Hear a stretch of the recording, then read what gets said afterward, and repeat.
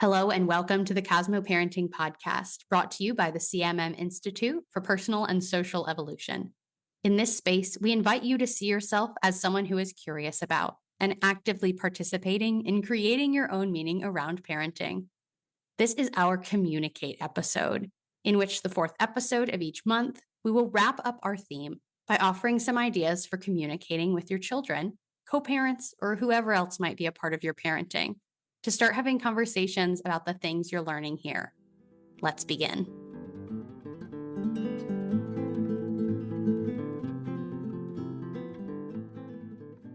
Today, I am joined once again by Don Waisanen. Don is parenting 3 boys. He is also a professor, consultant, author, and improviser.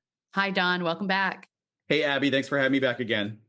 Thanks for being back again. Today, we are talking about conflict. What we started with this month was making the kind of claims, really, that conflict can be constructive or destructive, and then also that conflict is composed of differing forces or needs. So for me, the biggest message that I think I'm hoping people leave with is that they can tell a new story about conflict. A lot of us take for granted this story that conflict is destructive, conflict is bad.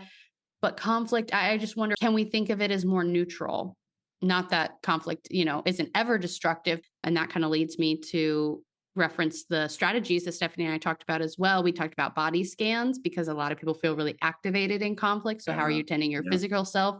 But then also after conflict happens, what does repair look like?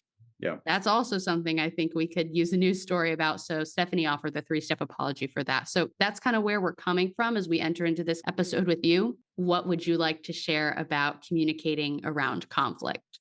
What a great topic to take on. I have gradually come to the conclusion that this is I would say, number one skill area for all of us to be working on. I continually see in day-to-day work, in the news, in all these different spheres of life, people don't know how to do this. Yeah. They don't know how to deal with difference well, right? And if you're a human being, you are going to confront difference, right? Yes. A lot, all over the place, all the time. And in the context of kids, it's constant differences in needs and age groups. My kids are 3.5 years apart each. And I notice that alone is the source of a lot of difference and conflict because they want to do different things. One wants to go to the roller coaster park right now. And then I've got one who's too young to do that, right? Yeah. Like we're constantly negotiating those kinds of differences. And I think I'm just going to put this out there. I think avoiding conflict may actually be a bigger problem than just meeting conflict head on and dealing with it or working with it and managing it productively. I've been teaching a class in conflict management and negotiation for years now, and students often tell me, they say, I came into this class thinking this was all about fixing others. And they say the biggest takeaway is that this was actually about myself. It was about coming to terms with my tendencies, my patterns, my habits, and actually starting there is where we start to see changes in others that we might want, right? You can't reverse that order. Yeah. The one thing you can always work on is yourself. And I think about that as a parent. Like I can't necessarily change my kids, but I can work on me first and see what kind of work that does, how that creates new possibilities. So I think you're right, Abbie. We're swimming upstream in this area. I think there's a lot of conflict work to be done in the moment of conflict, but I've actually changed my mind over time on this. And I think that dealing with conflict well, teaching our kids how to do that, teaching ourselves how to do that, actually takes place at moments when we're not in the middle of a conflict. Yeah. So I'll give you one example. One of my kids were just realizing that the ability to perform curiosity, the ability to be curious and ask questions. Nobody knows anything without questions. Yes. Questions are the source of everything we know. Well, let's just work on that. So when we ride to school together in the car, I have this book. It's 3,000 questions. So I don't have to come up with them. We hit a limit of like, what's a question you have? And I don't know, right? I was like, let's get this book. This book will help us out. So this 3,000 questions book, and we just do 2 questions each every morning on the way to school. questions like, if you could have joined any music band, which one would it be? Things like that. And they're just all over the place.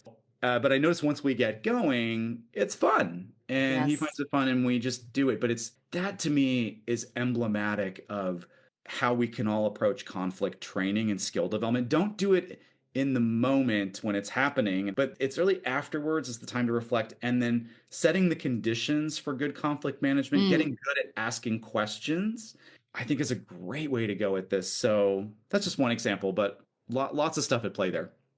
That's taking me back to, God, I just feel like I've learned so much from Stephanie. And, the whole point of the strategy episodes with her, the animate episodes is what we're calling them, is based in this idea of pre-teaching. And so she references, very Mm, similar example that in the moment on the playground when everybody's fighting over the toy, that's not the moment. Everybody's yeah, very activated, and that's not the moment to try to sit down and talk theoretically about conflict and how to approach it. that's So you're right. pre-teaching, the activated moment, laying Yeah, down some of these strategies. And that leads me into, I think the reason that avoidance is such a default for people, is so tempting for people, is because we are unequipped in that existing communication, conflict skills, and strategies. We don't have things in our back pocket.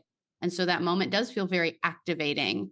So that's my hope. The strategy episode with Stephanie this week, I thought was really important. And then even what we're continuing to talk about, and even seeing all the strategies we're offering over the course of this podcast as being about equipping you so you have the confidence to not avoid when what you need to do is lean in.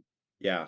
I love that you brought up the physiological Yeah. aspects of this too, the body scans you were mentioning earlier, Hmm. because I think that plays into exactly what you're talking about here. We've got these little areas in our brains called the amygdalas. It's the fight, flight, or freeze or fawn response that we get right when there's something dramatic happening, conflictual happening. And this little fear center of the brain overdoes it at times. Kids' brains are flooded much more quickly and easily Yes. into fight, flight, fear, fawn responses.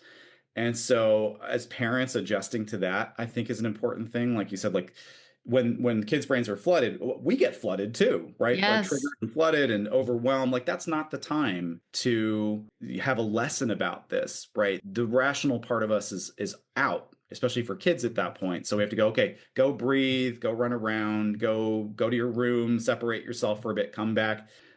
I actually have a colleague in CUNY, City University of Newark. Her name is Sarah Schulman. She's a professor, and she wrote a book called Conflict is Not Abuse.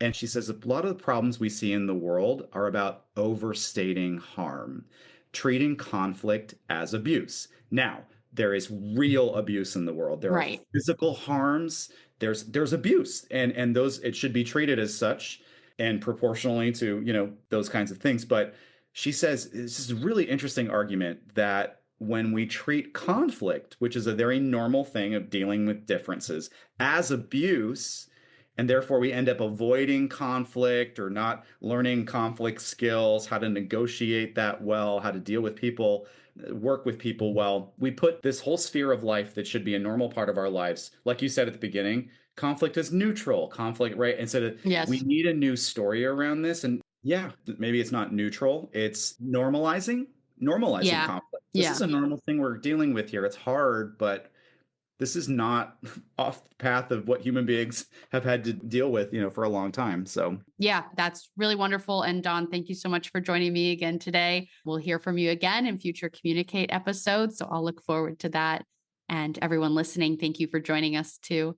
Don't forget to check out www.cosmoactivities.com, where you can access all of our other resources in this series for free. Those are great tools for bringing your kids into the conversation to help them learn alongside you as you are learning along with us throughout this podcast. I'd also like to invite you to comment on this podcast episode in the Cosmo Parenting Substack. That's a great way to be in dialogue with our community. And like I said, so much to learn from each other. So I'd love to see you comment there. And we're so grateful to be on this journey with you. And we will look forward to joining you next week for our bonus Relate episode, where we will spend some time thinking about the past 3 themes: relationships, moral forces, and conflict together.